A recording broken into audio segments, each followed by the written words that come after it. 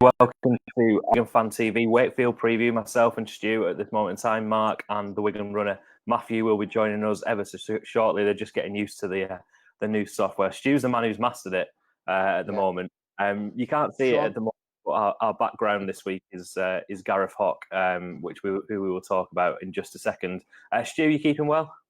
Yeah, very good. I was going to say to you, Sean, I'm a dinosaur when it comes to technology, which obviously my mother will tell you if you ever meet you again at the match. So if I can work it out, well, there's no hope for anybody else. To be fair, Mark is logging in at the minute. I've just not got a picture from him, so Mark will be joining us in just a second, and then hopefully Matthew, the Wigan runner, will be on in just a few moments to bring us up to date with all of his running, his dodgeball, malarkey. If you can hear a drip in the background, it is not your computer that's messing up. It is a drip right above my head, unfortunately. But you know, Matt's not on, so we've got to have a drip somewhere, haven't we? Right, Mark is ready to come on, so we're going to bring Mark in. Whether he's ready or not, we'll soon find out. We'll join into the conversation. Hi, Mark. Are you all right? I can't. Hi, Mark. Hello. Hello. You're stuck at the minute. We'll give it a second just to sort of get ready, and then we're going to bring Matthew, the Wigan runner, in just a second. He at the moment doesn't have a head.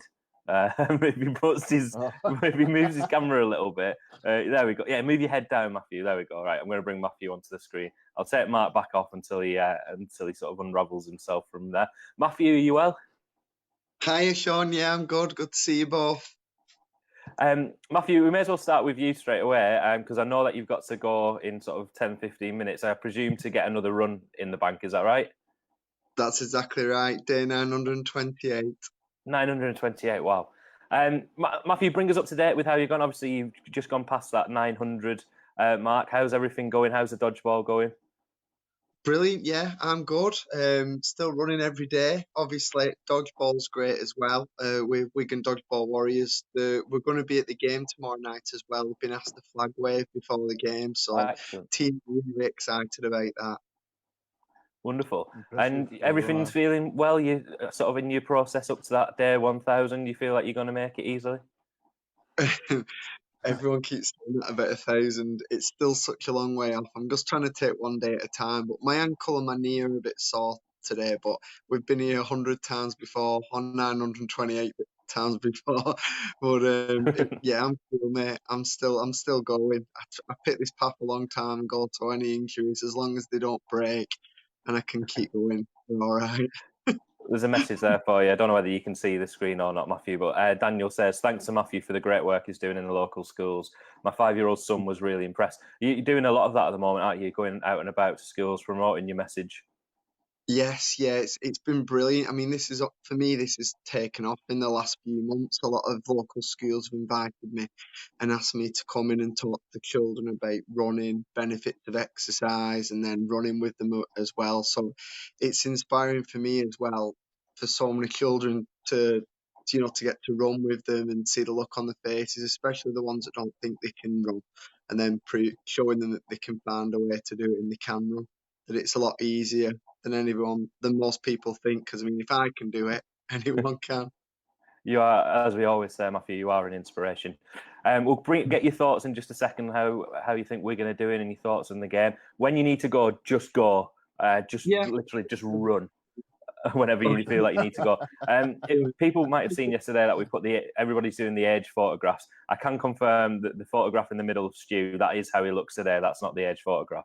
People might be getting a little bit confused. Easy. Right, Stu, let's get straight on. Let's get into the man that I mentioned just a while ago. Gareth Hock announced his retirement. Thoughts on him? First of all, reflecting on him as a former Wigan player. Your thoughts on that, Stu? Yeah, what stands out for me with him was the Magic game at Etihad, and he just ripped our St Helens to bits. You know, it was everywhere. It was his present on the field, but then towards the end, what did he do? The usual Gareth Hock, let himself down, starts a brawl. You know, and he got the red card. But apart from that's what always stands out in my mind from Gareth Hock is that game. You know what I mean? He's always been one of those people, hasn't he, where he carries that aggression, he carries that threat against the line, but there is that danger that you may lose him for a suspension or a large period of time, as Wigan did find with his 2-year ban and subsequent bans after that. Mark is trying to log in again at the moment, so hopefully we'll be able to bring Mark on. Matthew, your thoughts on Gareth Hock retiring? I know he's been everywhere, and I can't even tell you where he's been recently because it feels like he's been to every club under the sun. But I'm sure you watched him when he was at Wigan a few years ago, and your thoughts on what's been an eventful career. Let's put it that way. Yeah, eventful, that's a good way of putting it. Well, I actually thought he'd retired last year or the year before, so that's news to me that he's retired today. How do you approach this without saying something you shouldn't? When he was in Wigan, obviously, when he went through a tough 2 years in inverted commas, and Wigan still kind of supported him, didn't they? Yeah, absolutely. My belief was that he still was paid, he still had a good contract with Wigan at the time, and they stood by him, which was something that they didn't have to do. And then obviously he was going to go to Australia, wasn't he? And then he went to, did he go to Australia or did he go to, was it Widnes? Well, he signed a contract to go over to Australia and then never actually went. Yeah, him and Mossop were supposed to go, weren't they? And only Mossop went. It was Parramatta, wasn't it? I think it was Parramatta who was supposed to go on. Yeah. But yeah, he is a player that had an eventful career. But it's interesting you touched on that there, Matthew, about Wigan standing by him. And then as soon as the opportunity came up to go to Australia, it felt like perhaps there was a little bit of loyalty lost there. Mark's just been in touch saying his computer doesn't like the new site, so we might not see Mark this evening. Somebody's asking about Gareth Hock's book. Yeah, it is out. It's absolutely horrendous. I know a lot of people like it, but it looks like it was written by a 2-year-old and reads like that as well. But I'm sure a lot of people like it, but I don't. It's rubbish. Anyway, let's move on from Gareth Hock. Let's talk about the present, Stu. Another derby defeat last week, third one of the season. We spoke about last week about trying to get one over St Helens before we may hopefully have to play them later on in the year, whether that be in a semi-final, a playoff, or a grand final, hopefully. Your thoughts on that? We now go into the rest of the season knowing that we've not beaten St Helens. Well, how can I put it without swearing? I was a bit brassed off. Okay, they're a good team, and for a Wigan fan to admit that, it is bad. But what really, really got my goat on that match was that Muppet from VTV. Oh my God, it was like, Johnny Lomax is playing in a birthday suit. Johnny Lomax is this, Johnny Lomax, and then they give it to Percy. Well, I'm thinking, have they got a parrot called Percy playing for them? Because that's all you got out of them was all the time. I'm thinking, I'll tell you what, fella. And then when I spoke to you on the thing, I just put BBC Manchester on, listen to it on that. Because they're honest to God, man, talk about biased. Oh, yeah, that's run, done, finished with. But as for our performance, we were outplayed there by a good team. But I'm going to attempt to bring Mark back in now.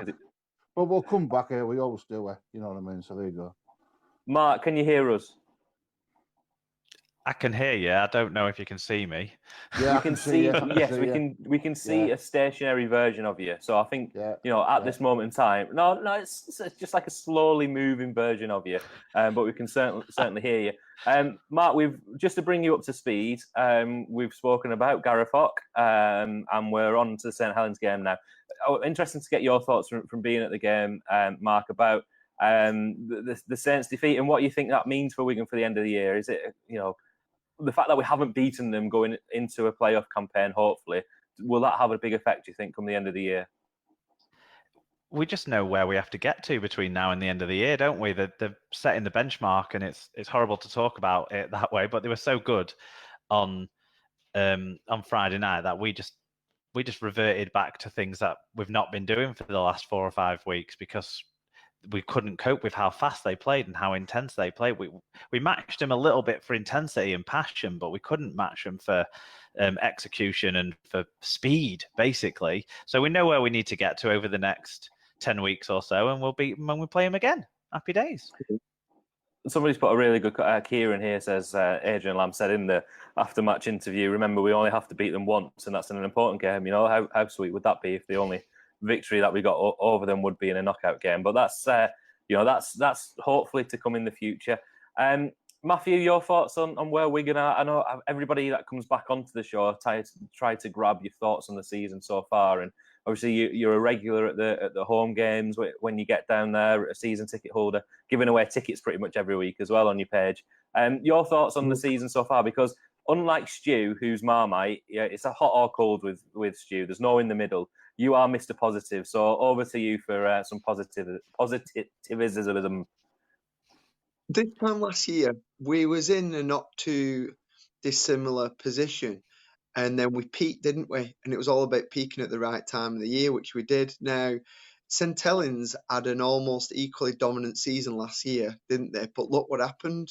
180-minute match and we got beat, didn't they? So have we got the same steel about us as last year? I would say no. But at the same time, we would have said that same thing this time last year, wouldn't we? In July, I think as well. We didn't know that we was going to have that steel that we had kind of progress match through match through match, and then into the playoffs, we felt like, okay, we've got to where we need to be. So we've still got a lot of time to get to, let's say, okay, a similar position where we'll peak and we'll find a way to win when it matters the most. So at the time when you're watching those big games, like I didn't actually go to the game last week, but at the time, the excitement, the build up to it, to the derbies, you want to win it, obviously. You don't want to go into it and lose. But let's be honest, at the end of the season, it's not really the derby that you're going to remember whether you want to look at the grand final, challenge cup final.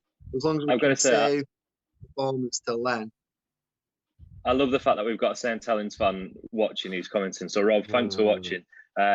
His comments are really, as you would expect from a St Helens fan who's used to bottling it in semi-finals. But thanks for watching, Rob, and keep those comments going.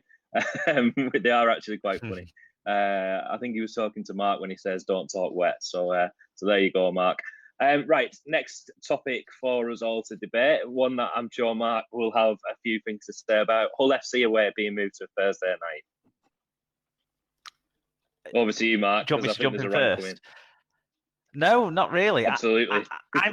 I'm a fan of Thursday night games in general, because it means that I've got something to watch on the telly on a Thursday night, and we have to play, 4 or 5 or whatever. I am disappointed that one of the longest trips of the year gets moved at quite short notice. It means you can't shift around like your work patterns and stuff like that to be able to go to them, which isn't ideal. But I'm sure there'll be a good amount of Wigan fans who try to get to the game, and then obviously a lot of them will at least be able to watch the game, because let's face it, we might not have travelled in huge numbers to Hull anyway. Last year Hull was on a Saturday and there wasn't a lot of Wigan fans there. We were there, but it wasn't a full end, was it? So we went for every season of weather as well.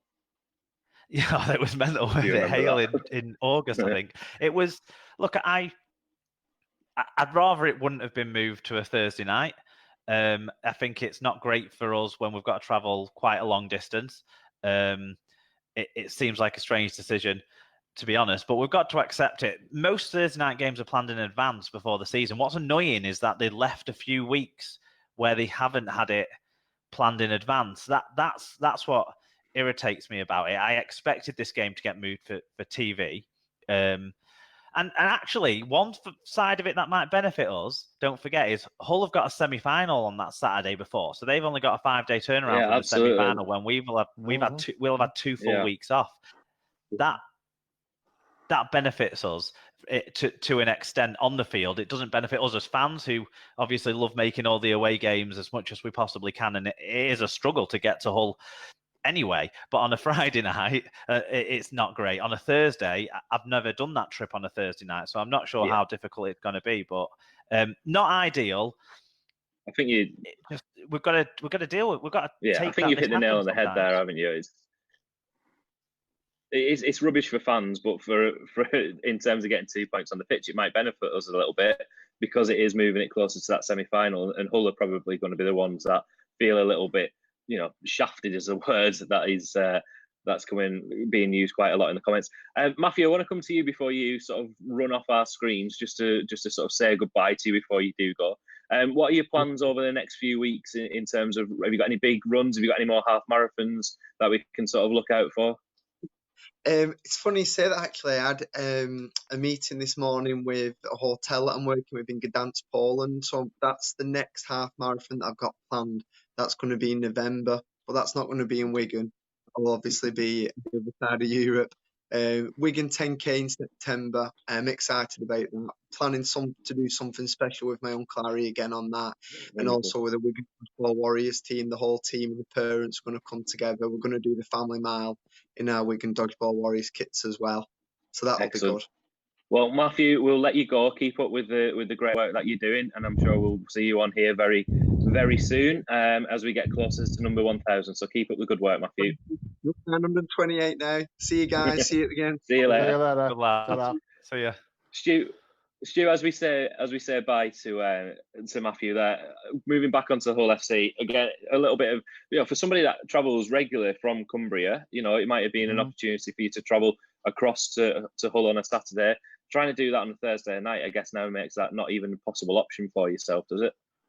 I've once done it years ago when Workington was in the old First Division when they went up in the Stones Bit the Championship, and it was a Friday night fixture.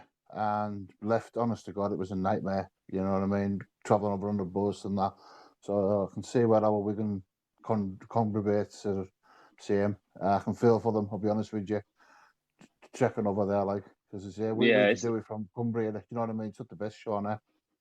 Yeah, it's not great, but it's one of those things, isn't it? I can see a lot of frustration for fans, but ultimately it might benefit us on the pitch. I think, like Mark touched on.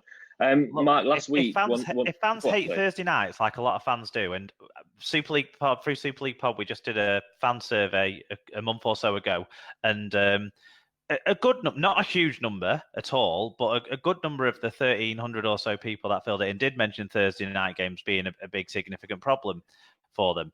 And I understand people's irritations and frustrations, particularly people who've got children that are kind of primary school age. I get that, and certainly people who have to commute from home to work anyway, and it's hard enough getting to a home game on a Thursday or Friday night, let alone an away game nowadays. But if those people have a huge problem with Thursday night games, turn up to Friday night games, turn up to the games we've put on Saturdays and Sundays. We've had garbage attendances at the Saturday night game and the Sunday afternoon games we've had this year. And I appreciate people can't always get to games, but saying Thursday night's impossible, but then getting only just a squeak over 10,000 on a Saturday tea time. Yeah, I kind of don't get where it really frustrates me. Sorry. I mean, that's no. It's I mean, one thing that we've got to do. I think what it is, Mark, and I can see where you're coming from here, because obviously now we've got the way the cricket's won, so that's going to knock attendance. There's that much going on, and obviously then if a netball, I know it's only a different sport, but it takes things away. And obviously if we're on Sky, I always say if we're on Sky, we don't get that many because of Sky. So there's all this to look forward to. At the end of the day, we are playing now in the summer era. Years ago, winter rugby, I would love it if we went back to winter rugby, I tell you. Let's. I think that's one for Matt's sort of mass debate at some point. Let's not start talking about netball, cricket, and winter rugby. Right. Draw a line under it, right? There you go. Right. One thing that we spoke about last week, and I obviously I jinxed myself, but one thing I said, I think we went 2 or 3 weeks with nobody mentioning Morgan Escaray. We managed to get through 2 or 3 shows, and then Daniel puts you didn't. Will Escaray play for Wigan again? Yeah, I'm on the stage. Well, yeah. Well, this is a question that obviously the little lad asked Sean O'Loughlin. Daniel's asking us, will Escaray play for Wigan again? Before I come to you, I personally don't think that he will. He's struggling to get in there now when there's so many injuries. Look, this might not sound nice to a lot of Wigan fans, but I think if we can get rid of Morgan Escaray before the transfer deadline, whenever that is, the early days in August comes in, if we can ship him to Toulouse, let's ship him to Toulouse, not physically or literally. Pay for a plane ticket, but make sure it goes on the salary cap. We don't want issues with that again. But if we can send Morgan Escaray out, free up a little bit of space, so long as we're bringing in somebody forward, ideally, that everybody's talking about in the comments here, I'm okay with losing him. I think we can applaud that what he's done for Wigan, but there's a reason why he's not playing. There's a reason why he left Catalans. There's a reason why Sean Wayne didn't trust him. Stu, your thoughts on Morgan Esquire? I haven't gone down on the comments. I might be sort of poking the hornet's nest here, but Stu, your thoughts on Esquire? No. I like the man. Don't get me wrong. I like the man, but his defence, I think that's what lets him down. The high balls and all that. He's good going forward. He's fast, quick. You know what I mean? Energetic little bloke. But I think it's defence that lets him down. To me, if there's a problem, if Budgie doesn't pass tomorrow, I'll stick Hankinson there. Great slot, everything. I would, don't get us wrong, I'll be sad to see him go, but if we're going to bring somebody in good, let him go to Toulouse. Be ashamed to see him go, but... I mean, I'm just making the Toulouse bit up. I'm just saying because it's a French team. No, I mean, yeah, I know. But these things have got to happen there. Move on, would they? You know what I mean? Mark, the voice of reason in the middle. Your thoughts on Morgan Esquire? Does he have a future at Wigan? I just had a mad rant about people not going to Saturday games. I'm not reasonable at all. No, Esquire. So when we signed Morgan Esquire, we had a really good reason for signing Morgan Esquire. Sam Tompkins was going to be out for 2/3 of the season, and we had a World Club Challenge to play, a season to start off well. And so we brought him in, and to be honest, I'd never seen him play anywhere near the player he played as defensively in that World Club Challenge game against Cronulla. And I've never seen him ever since either. So that's kind of the crux of the thing there. He's a really exciting player. I don't think there's a more exciting player, ball in hand, over 10 yards when he's not close to the try line. But the stats kind of play out that he hasn't created many tries. He hasn't scored many tries. And when he was given his first opportunity this year, and I think this is why people think Lamb doesn't like him, but Lamb gave him a chance down at London, and it still gives me nightmares, Mark. Yeah, it was the error was severe, and it lost us the game as well. So it was a 12-point swing, that error. I mean, it was absolutely huge in the context of the game, but also that early season as well. It was a huge error, and then like some of his other chances, I remember Warrington away, he dropped 2 or 3 kicks, and people will say he was played out on the wing, that's out of position. But to be honest, if he wanted to force his way back in and make Lamb think, actually, this guy is going to be a quality player for me this year, he needed to make the best of those chances out of position. Look at Chris Hankinson when he played when he came off the bench in the second row away at Salford, right? That's what made Lamb be convinced that Chris Hankinson could cut it in this team, because he was put in a difficult situation, out of position, and absolutely did his job. And I really liked Esquire in that first season with us, and I liked what he did for us last year when he was used off the bench, but we don't necessarily have the same luxury this year using him off the bench, because basically we're not getting the same out of there.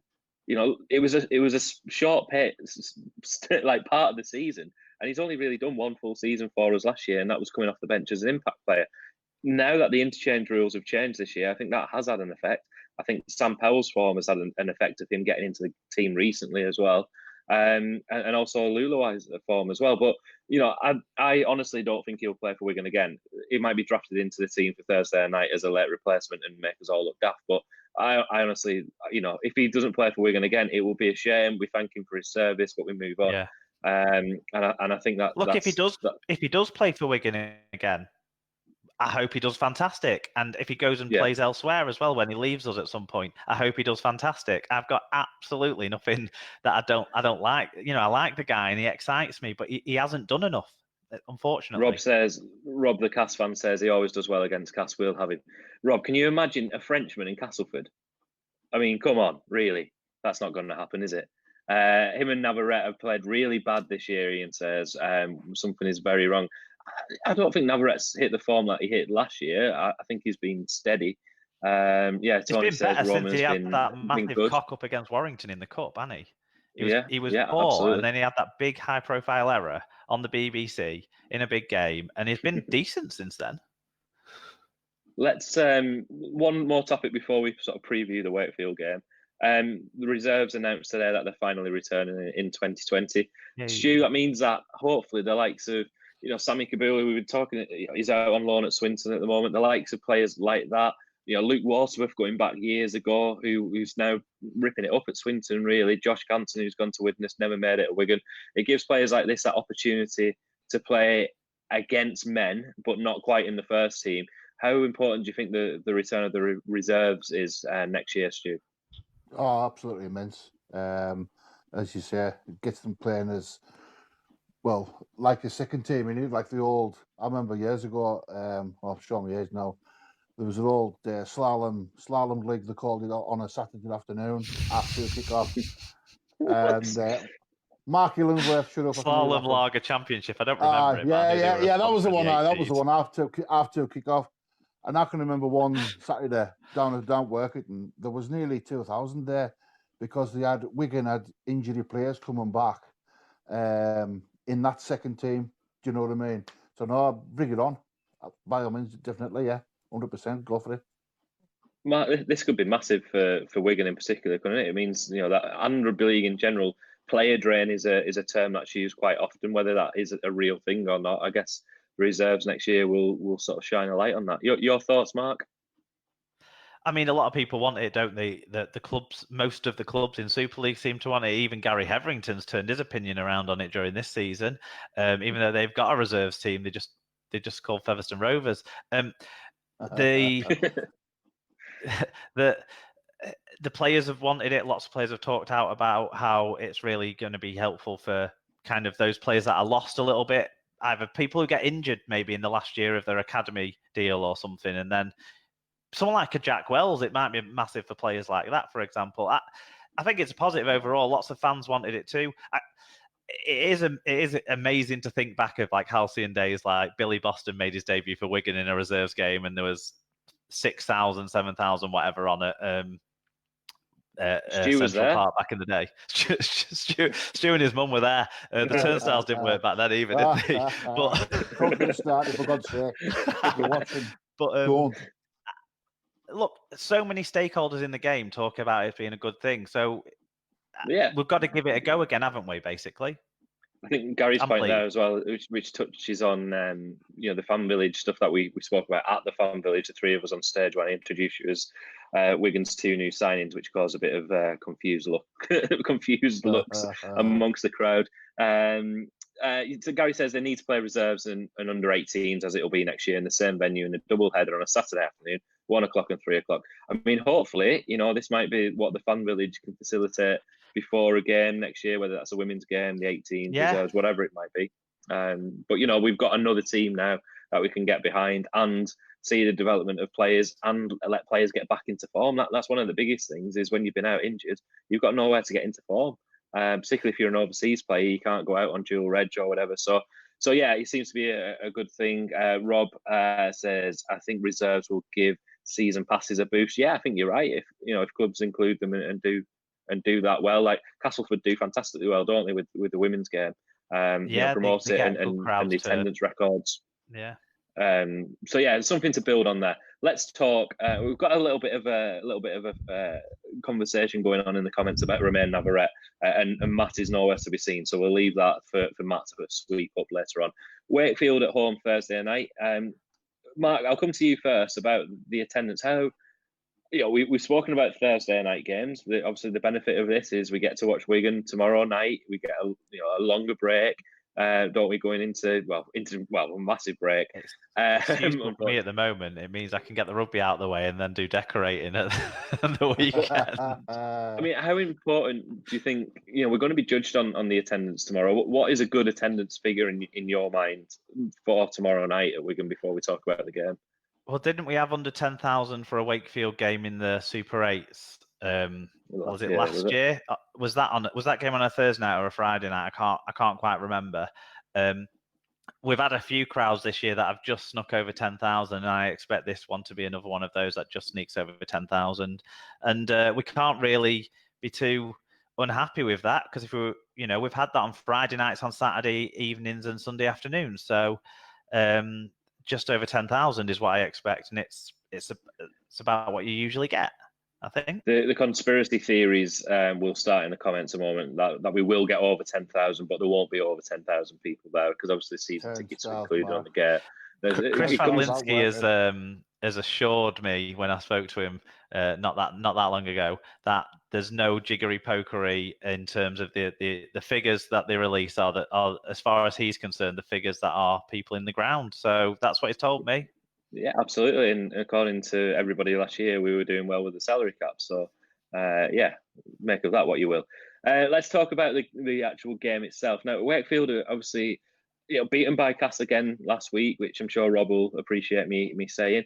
On a bit of a slump, compared to when we played them earlier in the season, and we were embarrassed by them, really. That David Fafita run leading to that try is still an absolute embarrassment. But Stu, your thoughts on the game tomorrow? Where we're going to be missing a lot of players. Ethan Havard, am I saying his surname right? Havard.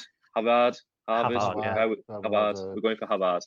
Born in Bulgaria, if I remember rightly from reading that, our first Bulgarian-born player. Dimitar Berbatov style player maybe, but Stu, your thoughts? How big a game tomorrow is it for Wigan? Not only for the win, but the performance as well. Well, we've got to get back on the horse, haven't we? Simple as. Do you know what I mean? Because when you look at, we all think we're safe, but when you look at them points below, there's not much, is there? Do you know what I mean? What is it with you? You and your honestly. Do you want us to go down? Your mum's just put in the comments here that we're going to get beaten by 30 points to 12. What goes on in the conversations in your houses? Listen, I don't want them to go down. I'm cherry and white, like a bar of rock, cut me in half, cherry and white, simple as, right? For years and years and years. My only concern, when I say in the, how can I put it? When I see in the officials that was there, I thought, oh my God, we've got Bobo the Clown, Barry the Clown, and Kenny the Clown. We've got Child on the line. We've got Ben Thaler, video ref, and then we've got Bobo the Clown ref and Mr. Robert Hicks. So I thought, oh, well, we've got no chance there. But I'll go there. I'll support them. I've supported them for years. Bring it on. There you go. I think we've got a chance. I think we've got a chance, right? I think we've got a chance. Rogues never win. Rogues never win. Rogues never win. There you go. Your mum's sticking up for you as well. She says that you're telling the truth. Mark, your thoughts on the game? How big of an impact is the fact that we've got such a small pack? Coming up against some monsters that Wakefield have.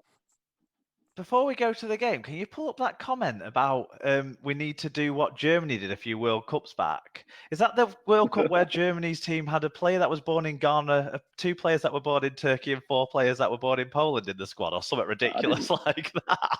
I didn't see that. I don't know what that means. Anyway, I mean, it's a good rounded out opinion. I just don't remember. I might remember things differently. No. So Wakefield are missing Big David Fafita, aren't they, for this game? Oh, here we go. Yeah. Yes. Scott Marshall. Sorry, I've just put this comment on the screen so people can see it. I haven't actually read that. But carry on, Mark. Sorry. It just confused me. Maybe I'm remembering the wrong World Cup to what Scott was meaning. So I apologise if I am. No, Big Fafita's out, isn't he, for Wakefield? Does Kopchak come back into the squad or something for? No, I think I don't think. I don't think. And Anakin's in for Kopchak. So their middles are weakened a little bit, I would say. But where they've got their strength is second row. They've got big blokes in the second row, and they've got 2 of the best centres in the competition. So that's the area that we need to watch out for against this Wakefield side. I think that the team will have put last weekend behind them, and I'm confident that we'll win by, I don't know, say 2 to 3 scores, 12 to 16 points. I think is where I'm falling on this game.